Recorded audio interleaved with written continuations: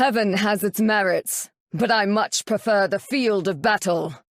Hello Rivals fans, and welcome back to the Rivals Report, the show that gets you up to speed on Rivals esports news in a nice, bite-sized package. My name is Diatonic, and this is the Rivals Report number 16 for the week of September 15th, 2025. On this week's report, Ignite is back! Stage 2 kicked off this past week in the Asia and China regions, and we've got your first look at the early action. And with EMEA Stage 2 starting up later this week, we're bringing you some perspectives from players participating in it with our first ever Rivals Roundtable. A massive 100k prize pool was on the line in this weekend's Bogur Bash, and we've got your full after-action report for this star-studded tournament. And finally, while the big dogs prep for Ignite and participate in the Bogur Bash, we've got to look at what the grassroots were up to over the weekend in the Battle of the Orgs. Well, it's officially Ignite season once again as the Asia and China regions kicked off the start of Stage 2 this past week. EMEA will start up later this week, with the Americas getting things going next week, but for now, the Asian teams had the full spotlight. So let's take an early look at how things are shaping up as the second stage of competition gets underway, starting with the Asia region. To kick things off for day one, Pacific MRC Season 3 champs Crazy Raccoons sank their claws into newcomer squad Incipients. They snagged a comfortable 2-0 win for themselves in the first bout of the tournament, with Crazy Raccoon's newest addition, NX, leading the charge. Next up, the sole representatives from Vietnam, OEG, took on Rocket University. OEG has some Stage 1 veterans on their team, and it showed here as they took Rocket University to school, picking up a 2-0 win. The last match of the day was another Group A showdown between Assemble Fire, who are returning from Stage 1, and Onside Gaming, making their first Ignite appearance here. But it would be the newcomers besting the veterans here, with ONG taking yet another 2-0 over Assemble Fire. Day 2 opened with a marquee matchup as the newly signed Asia roster of Zero Tenacity upsets the Stage 1 Asia Champs Reject in a close 2-1 series. Stage 1 vets XOXO01 were back in action against U-Winks, a new team formerly known as Ravati. It would be XO picking up that one with a clean 2-0 sweep over the newcomers. Genji's new roster made their debut on this day as well, picking up a solid 2-0 win over Down Payment to kick off their Stage 2 campaign. Crazy Raccoons NX continued to impress on Day 2 as they took on Assemble Fire. They played a bit of an unorthodox game, but it was that outside-the-box thinking that delivered Crazy Raccoon another 2-0 win over Assemble Fire. Rocket University and Zero Tenacity kicked things off on Day 3, with Z10 picking up a 2-0 win after their upset over Reject the day before. Incipients was still on the hunt for their first win in Ignite as they took on Onside Gaming next, but ONG would take the win on this day 2-0 as well. The defending champs Reject were back at the plate next, battling Vietnamese squad OEG, a match that Reject would win with a shutout on both maps. And for the last match of that day, Crazy Raccoon had their third matchup, this time against XOXO01. Crazy Raccoon would deliver XO their first loss here in the group stage, winning in 2-0 fashion and ending week 1 without dropping a single map. The final day of the Asia group stage started with a matchup between OEG and Down Payment, with Down Payment getting their first Ignite win 2-0. Assemble Fire were up against U-Winks next, and U-Winks ended up leaving Assemble Fire without a win here in week 1. Genji was back in action next against Rocket University, who'd also exit week 1 not having picked up a win quite yet. And in the last matchup of the week, Onside Gaming looked to keep their flawless record alive against XOXO01. But XO had other plans, handing ONG their first loss of the tournament 2-0. And at the end of week 1 of the Asia group stage, Crazy Raccoon emerges as the frontrunner with an astonishing 3-0 record. In Group A, XOXO01, ONG, and U-Winks are still in the chase for the playoffs. Zero Tenacity and Genji both have 2-0 records as well, making them the only other undefeated teams here in the group stage. And on the Group B side, Reject and Down Payment are still in the hunt as well. But with another week of group stage action still to come, it's anyone's game. This time around, the China region is far less mysterious, so before action in other regions kicks off, let's take a brief look at what's been happening in the home region of NetEase. One team in China Group A is already locked in their playoff position, the champions of China Stage 1 OUG. They opened up the first week of the group stage with a triumphant 3-0 record, ensuring that they'll be moving on to the playoffs to compete for one of those coveted invites to the Grand Finals LAN tournament. FL Esports Club and ASL are also jockeying for playoff positions in Group A, both clocking 2-1 records, with FL actually defeating ASL on the last day of week 1. The last team currently sitting in a Group A playoff spot is LDGM, returning to Ignite after being sent home early in the Stage 1 playoffs by Nova Esports and FL Esports. V Esports and X Team both end week 1 without a win, so they're currently in the danger zone and have some catching up to do. There are currently 2 undefeated teams in Group B, Dream Plus and Iconics, who both have 2-0 records, both without dropping a single map thus far, and are both making their Ignite debut here in Stage 2. ZYG, returning from Stage 1, and Aura Farmer, new to the Ignite scene, are both holding up the middle of the pack with 1-1 records. Team Try Again are sitting just outside the playoff cut with a 1-2 record, and Stage 1 returners Fist are currently in the back of the pack at 0-3. We'll be bringing you even more Ignite results coverage as Stage 2 progresses, so don't forget to subscribe. Many Rivals Report viewers aren't subscribed, so you may miss out on our weekly reports that help keep you up to speed on the world of Rivals Esports. Well, tensions are high and electricity is in the air as Stage 2 also starts up in the EMEA region later this week. But before the sparks fly and the action begins, we wanted to give you an exclusive inside look at how the teams are shaping up ahead of what's sure to be an intense bout of competition. We sat down with several players and teams from across the EMEA region to pick their brains about the upcoming competition and see how things are going. This is the Rivals Roundtable EMEA edition. We asked all teams and players we spoke with the exact same questions and have prepared a montage of their answers for you. The first question we asked our subjects was, what are you looking forward to most in Stage 2? To be honest, man, I'm looking forward to winning it. I mean, everyone obviously we were very hyped up for Stage 1, and I think we kind of let ourselves down at the end. So now I think I'm most excited about we're going to get back into this. We're going to win it this time. I'm looking forward most to, well, beating Team 1 is what I'm looking forward to most to. And what I'm looking forward the most to as well is seeing the new Virtus Pro. I think I really want to see the newer teams from MRC compete in it. I'm kind of interested in how they're going to do. It's the first time that I feel like I'm in a stage where I can compete.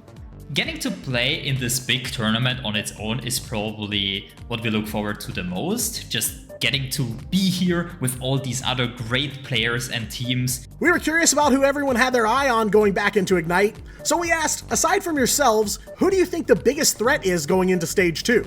I think there's quite a few teams I think I'd say that could be threats this stage. I think for us, it's going to be our rivals at Citadel and Team 1, for sure. If there's going to be an Ignite winner, it's going to be VP. I think Virtus Pro is like one of the best teams. In all honesty, since I'm good friends with a lot of people on VP, I will obviously say VP. I do think they're a very, very strong team as of current. The team that I think is the best right now, like currently is, I would honestly say Virtus Pro, but I wouldn't really describe them as a threat because we're punching up to them. You know what I mean? It's not like we're on the same level as them just yet. Our answer would be VP. They're individually already great and amazing players, but as a team, they've proven themselves tournament after tournament just how good of a team they are. With so many new teams and players joining the fray in this next phase, it can be difficult to determine who will truly have an impact and who's being overlooked. So we asked, what player or team do you think is being slept on going into Stage 2? A team that I'd not seen very highly rated would probably be a mix of Chopped and FaZe. I've seen a few tier lists, some put them really high, and I've seen some put them as low as like top 8 and even outside of that. I think those two teams are formidable. I think Vice is being slept on. I think Vice. It's a fairly new team, like one day before the registration deadline, which is like old Z10. You have Newton, Lugia Goat, and Amonji. Among is like a very old Z10 member, like Season 0. But there's one team that I strongly believe will be making it at least to playoffs or even going further, and it's Downcore. I really don't know, but that's because I don't really know what the public opinion is of our region. Like Chopped, for example, are a team that are taking maps and winning games versus like the top teams. Probably Vice, because Vice got the unkillable backline consisting of Babybet and Ken, who are individually already great strategist players, but together combined, they synergize so well and they're like Exodia, like a two-piece Exodia. And of course, the Rivals Report values true journalism and getting to the bottom of the story. So, as inquiring minds want to know, we had to ask, is a hot dog a sandwich? On the technicality, you're a bit of meat between bread, you'd call it a sandwich. But I mean, I've always grown up being told it's just a hot dog. Like, we'd never call it we won't call it a sandwich. It's like, oh, we're having sandwiches for tea. Oh, we're having, always thought it was corned beef or it's, you know, it's chicken or something. They never said, oh, no, it's hot dogs, you know. Like what? If we're speaking biologically, I don't think so. I think a hot dog is in its own league. Half of my team said no, the other half said no and looked weird at me. But I personally kinda can see the idea of it being a sandwich because it's really just like, you know, two bread slices and then there's meat in between. I would never really refer to a hot dog as a sandwich at all. I would consider it a completely separate food. Absolutely not. We all in our team agreed on this. Hot dog is not a sandwich. Well, there you have it, a more clear picture of how the EMEA teams are feeling heading back into Ignite. A lot has changed in Stage 1, from the teams to the team comps to the best strategies, so at this point it's truly anyone's game. EMEA Stage 2 action kicks off this Thursday on the official Rivals Twitch and YouTube channels, so be sure to tune in and cheer on your favorites. One of the largest non-NetEase tournaments in Rivals history was run over the weekend, held by one of the game's most prolific content creators and streamers, Bogur. Officially endorsed by NetEase and with some solid graphic work from Campfire, the parent company of Rivals team Fire Strays, welcome to the 100K Bogur Bash. The Bogur Bash not only boasted an insane prize pool of $100,000 in total, but it was played by a who's who of the highest echelon of competitive rivals. 8 prolific players from across both the Americas and EMEA were selected to be team captains, drafting their team in a unique format consisting of a player pool of some of the hottest prospects in Rivals. To determine what order the captains picked in, they were thrown into a doom match, pitted against one another with the placements in that match deciding who picked in what order. Afterwards, the captains were all brought into a Discord call with Bogur and Cozy to announce their picks one by one. From there, the tournament took place over 2 phases and 2 days. The first day was the group stage, where teams competed in a round-robin competition to determine further seeding for the tournament. Not all matches were broadcast, but we got to bear witness to some insane clashes and tense matchups that Rivals fans could only dream of until now. The 8 teams were paired against one another based on their group stage record for the double elimination playoff bracket. Team Crimzo upset Team TTK in the opening round of the playoffs, but surprisingly a lot of the bracket played out as you might have expected based on the seeding. In fact, the grand finals of the tournament came down to the number 1 seed, Team Kaluj, facing off with Team Trust Me, the number 2 seed. Kaluj and crew made it out of the group stage with a dominant 6-1 record, while Trust Me's team weren't far behind at 5-2. But this grand final bout was actually a rematch from the upper bracket finals, where Trust Me trounced Kaluj 2-1. We started off on Hell's Heaven, which devolved into a brutal tug of war that'd take all 3 domination points to decide. Team Kaluj took early control of this one, but Team Trust managed to snatch a Map 1 win from the jaws of defeat.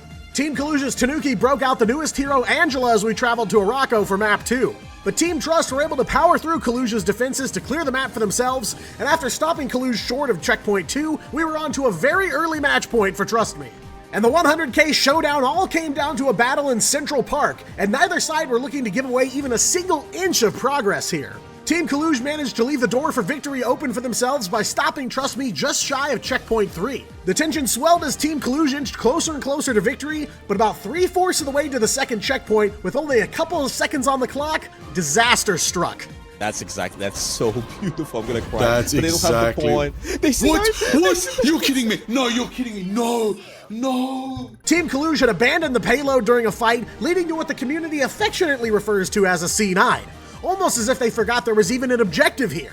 This was a solid production from start to finish. A well-produced broadcast, a lineup of must-see pros working together, all in pursuit of one of, if not the largest community prize pools in Rivals history. It's no wonder there were thousands of people watching. Props to all those who made this happen in the end, as it was a community-wide effort to help put on a show like this. And finally this week, while the current generation of pro players were gearing up for Ignite and competing in the Bogur Bash, the future stars of competitive Rivals were getting some reps in during the Battle of the Orgs weekly tournament. Battle of the Orgs, shortened to BOTO, is a Tier 2 and grassroots-focused weekly tournament that puts the spotlight on the up-and-comers in the Rivals space. I was in the booth with Momo for this one, where we got to see some intense matchups. First up on the broadcast was SS Exodus, an all-controller team, taking on a familiar name in Cafe Rose. Rose is the new Rivals roster of the Cafe Esports, the former home of YFP, formerly known as Cafe Noir. Exodus certainly had their work cut out for them against this top 12 MRC squad, and though there were moments of giving Cafe Rose a run for their money, it would be the Cafe team picking up a 2-0 win here. There were certainly some bright spots for the Exodus squad, especially as far as alt management's concerned, but Cafe Rose were on the hunt for their 3rd BOTO win in a row here. We moved on to the semifinals next with 2 brand new teams to the Rivals report, Oinky versus Overheaven. Their match started off explosive, with Overheaven going for a cheeky strange portal opening that backfired on them thanks to some quick thinking by Oinky.